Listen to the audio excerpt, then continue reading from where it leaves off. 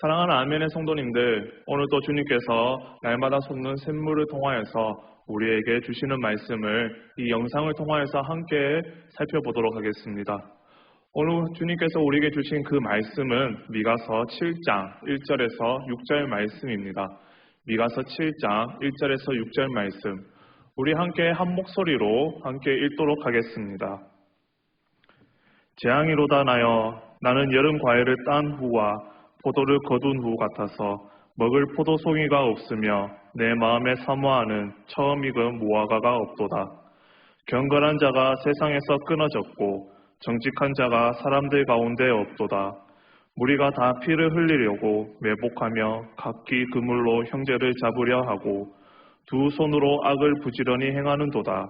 그 지도자와 재판관은 뇌물을 구하며 권세자는 자기 마음의 욕심을 말하며 그들이 서로 결합하니 그들의 가장 선한 자라도 가시 같고 가장 정직한 자라도 찔레 울타리보다 더하도다. 그들의 파수꾼들의 날, 곧 그들 가운데 형벌의 날이 임하였으니 이제는 그들이 요란하리로다. 너희는 이웃을 믿지 말며 친구를 의지하지 말며 내 품에 누운 여인에게라도 내 입의 문을 지킬지어다. 아들이 아버지를 멸시하며 딸이 어머니를 대적하며 며느리가 시어머니를 대적하리니 사람의 원수가 곧 자기의 집안 사람이로다. 아멘. 오늘의 본문인 미가서 마지막 장인 7장은 미가의 탄식으로 장이 시작됩니다. 유대를 아무리 돌아보아도 그곳에는 의인이 없습니다. 그리하여 하나님께서는 눈물이 흘리시죠. 그 하나님의 눈물을 미가가 함께 공유합니다. 찬양의 한 가사인 하나님의 눈물이 있는 곳에 나의 눈물이 있게 하여 주십시오를 지금 미가는 하나님의 마음으로 울고 있습니다. 탄식하고 있습니다. 오늘 본문의 7장을 통하여서 미가의 그 눈물의 이유를, 하나님이 눈물을 흘리시는 그 이유를 함께 살펴보며 그 말씀을 함께 묵상하는 시간이 되었으면 합니다. 날마다 솟는 샘물의 말씀을 통하여 우리는 미가서 4장 4절의 말씀을 한번 살펴보았었습니다. 그 말씀에서 끝날에는 각 사람이 자기의 포도나무 아래와 무화과나무 아래에 앉을 것이라, 그리고 여호와의 샬롬이 그날에 임할 것이라는 기록이 있습니다. 그런데 오늘 본문의 미가서 7장의 말씀에서는 미가는 괴로워하며 탄식하며 외칩니다. 7장 1절은 재앙이로다 나여 라고 선지자가 탄식을 하며 이스라엘의 범죄로 인하여 가슴을 치며 슬퍼하는 장면입니다. 그런데 무엇이 이토록 미가 선지자를 슬프게 만들었을까요? 이 미가 선지자를 슬프게 한 이유는 1절에 나오듯이 포도송이가 없고 그리고 무화과 열매가 없기 때문이라고 합니다. 그런데 이 말씀은 단순히 농사가 잘 되지 않아서 또는 이미 추수를 끝냈기 때문에 더 이상 거둘 열매가 없어서 아쉬워하는, 그리하여서 슬퍼하는 내용이 아닙니다. 미가 선지자가 지금 포도송이와 무화과가 없다며 탄식하며 슬퍼하는 그 이유는 이스라엘과 그리고 유다 땅에 더 이상 이제는 의인이 없구나라는 그러한 것을 보았기 때문에 탄식하고 있는 것입니다. 또한 2절에 경건한 자가 세상에서 끊어졌고 정직한 자가 사람들 가운데 없도다라고 말씀하십니다. 어찌 이렇게 하나님의 나라에 이 정의와 그리고 인자와 그리고 겸손이 충만해야 하는 이 하나님의 나라에 이 정직이 사라지고 그리고 공의가 사라지고 경건한 자가 없는가 하는 이 탄식이 있느냐 말입니다. 심지어 이제는 사람들이 다 피를 흘리려고 매복하고 그리고 각기 그물로 형제를 잡으려고 하고 있습니다. 완전히 이 세상이 약육강식의 그 사회가 되었다는 말이죠. 함께 공존하는 것이 없습니다. 이스라엘 공동체가 완전히 와해되어 버린 것입니다. 내가 살기 위해서는 남을 밟고 일어서야만 하는 그러한 사회, 남을 죽여야만 내가 사는 그러한 사회, 즉 피도 그리고 눈물도 없는 그러한 세상이 되어버린 것입니다. 이것을 보며 미가가 가슴을 아파하며 탄식하며 그리고 슬퍼하고 있는 것입니다. 이것이 바로 본문의 이스라엘과 그리고 유다의 현실이었습니다. 이것이 얼마나 가슴 아픈 일인가요? 세상이 다 그렇게 되어도, 주님을 믿지 않는 자들이 다 그렇게 되어도 이스라엘과 유다는 그렇게 되면 안 되는 것입니다. 그들은 절대로 그렇게 되어서는 안 되는 것입니다. 왜냐하면 이스라엘은, 이 유다는 하나님을 섬기는 하나님의 백성들이기 때문입니다. 그들에게는 율법이 있습니다. 그리고 그들은 하나님의 인애와 하나님의 자비하심과 하나님의 사랑을 경험한 백성들이기 때문에 이스라엘과 유다는 그렇게 되어서는 안 되는 것이었습니다. 하지만 지금은 그들이 이 모든 것들을 잊어버렸습니다. 하나님의 자비와 하나님의 인애와 하나님의 사랑을 잊어버렸습니다. 그들이 경험한 그 하나님의 은혜를 잊어버리니 하나님의 은혜가 결국 없으니 결국 인간은 3절의 말씀과 같이 이 두 손으로 부지런히 악을 행할 뿐이다라고 하고 있는 것입니다. 즉 그들은 악을 행할 뿐이었습니다. 그리고 좀 더 나아가서 지도자, 그리고 재판관, 권세자, 즉 이스라엘의 권력자들, 이스라엘의 권력기구가 완전히 타락해버린 것입니다.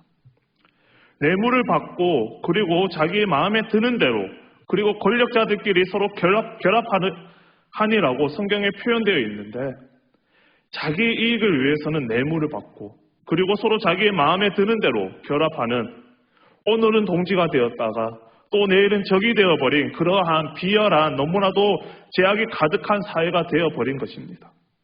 공동체라는 개념이 완전히 사라져버린 것이죠. 오직 자기 자신만의 그 이익을 추구했던 것입니다. 그리고 4절의 말씀을 통하여 이스라엘의 가장 선하고 가장 정직한 자가 그들의 그 수준이 어땠는지에 대해서 말씀하고 있습니다. 그래도 정직하고 그래도 선하다고 하는 그 사람들의 수준을 평가해 볼 때 이 4절에서는 그들의 정직과 선함이 가시 같고 그리고 찔레 울타리보다도 더하다고 합니다. 그러니까 선하고 정직한 자가 하나도 없다라는 말이죠. 이렇게 자기 자신만의 이익만을 위해서는 선하고 정직한 자들의 수준이 하나님의 기준에 맞지 않는 그러한 사회가 오래 갈 수 있을까요?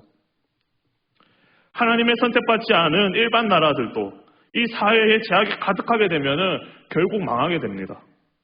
그런데 하물며 하나님의 나라에 악이 가득하다면 하나님의 심판이 임하게 될 것이고 그것은 당연한 것입니다.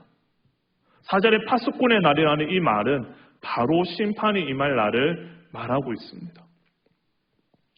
파수꾼 같은 선지자, 하나님의 때를 기다리는 파수꾼, 이 파수꾼 같은 선지자가 계속 하나님의 메시지를 선포했지만 백성들은 귀담아 듣지 않았습니다. 하지만 그날은 오고야 마는 것이죠. 파수꾼이 외친 그날, 바로 심판의 날, 진노의 날이 임하여 세상이 요란스럽고 소란스럽게 되는 것을 표현하고 있습니다. 그리고 마지막 5절과 6절에서 사람들이 살아가는 인간관계에서 가장 강력한 유대관계, 가장 강력한 결합의 유대관계인 가족마저도 완전히 해체되어져 버린 것을 보여주고 있습니다. 이웃을 믿지 말고 친구를 의지하지 말라. 이것은 그 당시 유다의 땅에서는 너무나 당연한 일인 것입니다. 내 품에 누인 여인, 즉 아내도 믿을 수 없는 존재가 되어버린 것입니다. 그리고 이어서 아들이 아버지를, 딸이 어머니를, 며느리가 시어머니를 멸시하고 대적하는 그러한 세상, 완전히 권위가 사라진 그러한 세상, 가족끼리도 원수가 되어버린 그러한 세상, 이것이 바로 본문의 유다의 시대의 모습인 것입니다.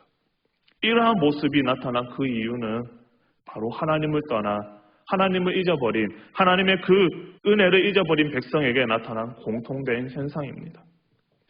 이러한 현상을 볼 때 인간의 죄성과 거기에서 나오는 포악함과 그리고 강포가 얼마나 무서운 것인지 우리가 보게 되는 것이죠.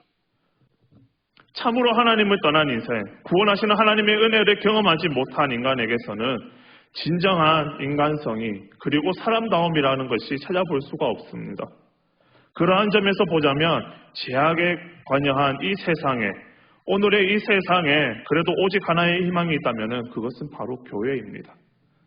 왜냐하면 교회는 하나님의 구원의 은혜를 경험한 하나님의 백성들이 모여서 하나님을 예배하는 예배 공동체이기 때문입니다. 그 예배 가운데는 어떠한 차별도 없으며 그리고 모두 다 하나님 앞에 한 영혼일 뿐입니다.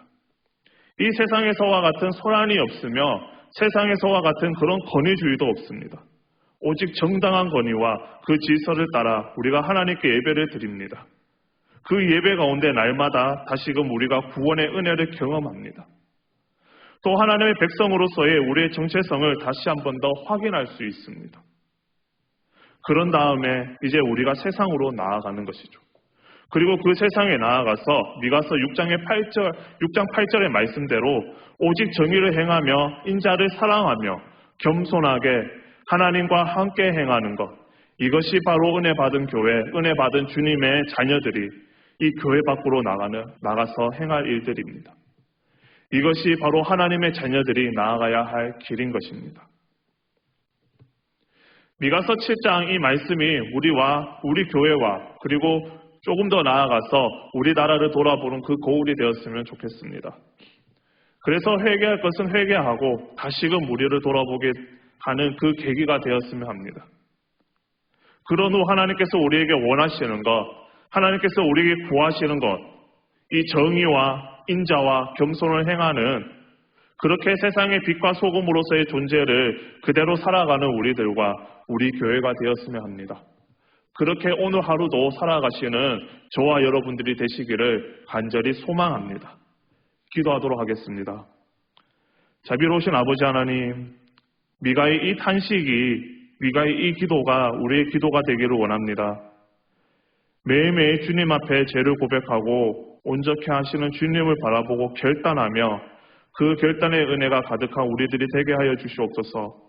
그리고 또한 하나님 그 회개와 그 고백으로 그리고 그 결단으로 우리의 은혜가 가득함으로 하나님 우리가 공동체를 다시 이루고 하나님 우리가 세상에 나아가 빛과 소금의 그 존재로서의 그대로 살아가는 우리의 모든 아멘의 식구들이 될 수 있게 하여 주시옵소서.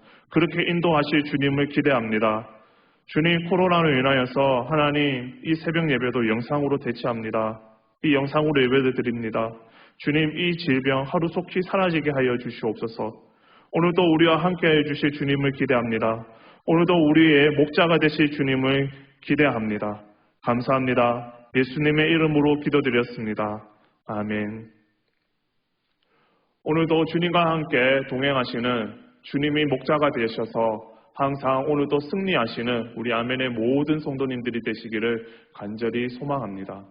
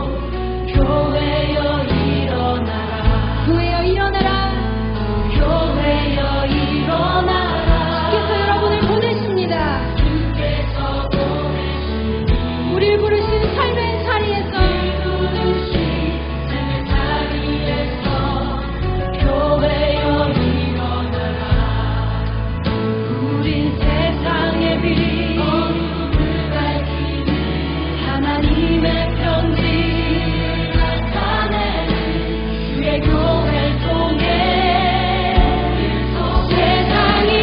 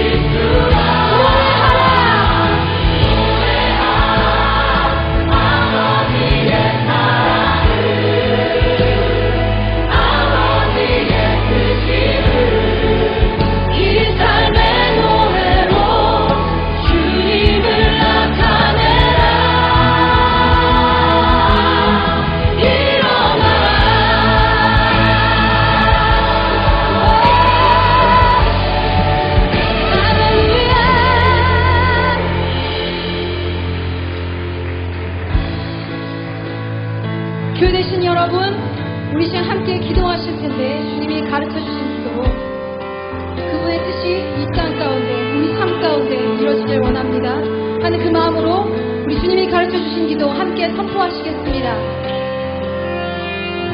하늘에 계신